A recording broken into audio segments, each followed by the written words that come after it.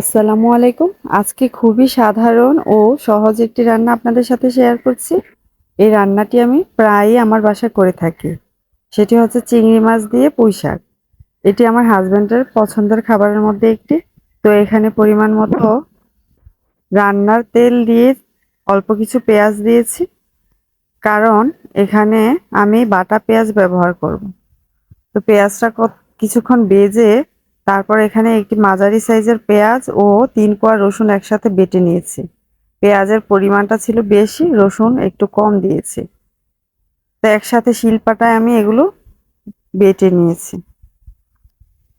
এরপরে এখানে পরিমাণ মতো লবণ দিয়ে দিলাম। তারপর হলুদের গুঁড়ো দিয়ে মশলাটাকে ভালোভাবে কষিয়ে নিচ্ছি। আমি প্রায় বাটা মশলা তরকারি রান্না করি। তারপরে এখানে ধনিয়ার গুঁড়ো দিয়ে দিলাম। এখানে আমি গুঁড়ো মশলার মধ্যে শুধু হলুদ গুঁড়ো, ধনিয়া গুঁড়ো আর মরিচের গুঁড়া। এই যে এখন মরিচের গুঁড়া দিয়ে দিলাম এবং একটু পানি দিয়ে দিলাম যাতে মরিচের গুঁড়ার ঝাঁঝটা না লাগে নাকে। তো এভাবে আমি এখন একটু পানি দিয়ে মশলাটা কষিয়ে নিচ্ছি। তো এই পর্যায়ে আমি চিংড়ি মাছগুলো দিয়ে দিলাম। এখন চিংড়ি মাছ মশলার সাথে ভালো করে কষিয়ে নিচ্ছি। এই যে এই পর্যায়ে কিছু কাঁচা মরিচও দিয়ে দিলাম। এভাবে আমি ঢেকে রান্না করে নিব কিছুক্ষণ।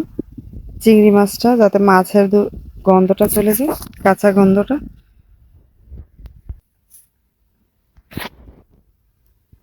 তো এইভাবে নেড়ে চেড়ে কষিয়ে নিচ্ছে। ভালো করে কষিয়ে এ পর্যায়ে আমি কিছু আলু দিয়ে দিব। এখন আলুটা দিয়ে আরো কিছুক্ষণ কষিয়ে নিচ্ছে। তরকারি যত কষাবেন তত খেতে ভালো লাগে এবং তরকারির স্বাদও বেড়ে যাবে। তো এখন আমি আলুটাকে নেড়ে চেড়ে ঢাকনা দিয়ে সিদ্ধ করে নেব এবং অল্প কিছু পানিও দিয়েছি আমি সিদ্ধ হওয়ার জন্য আলুগুলো।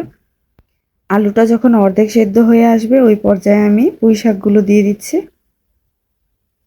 পুঁই শাকের সাথে বাকি আলু সিদ্ধ হয়ে যাবে, যতটুকু সিদ্ধ হওয়ার বাকি ছিল আর কি। তো এখন আমি ভালো করে সবকিছু একসাথে মিশিয়ে নিচ্ছি শাকের সাথে এবং ঢাকনা দিয়ে সিদ্ধ করে নিচ্ছি।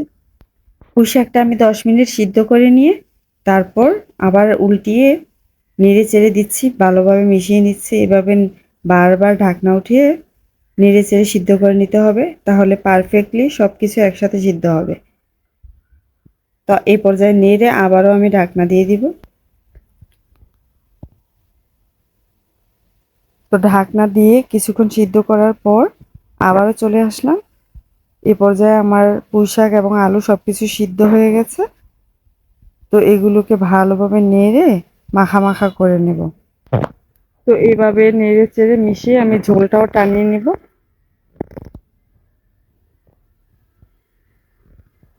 এই যে আমি এভাবে ভালোভাবে নেড়ে নিচ্ছি।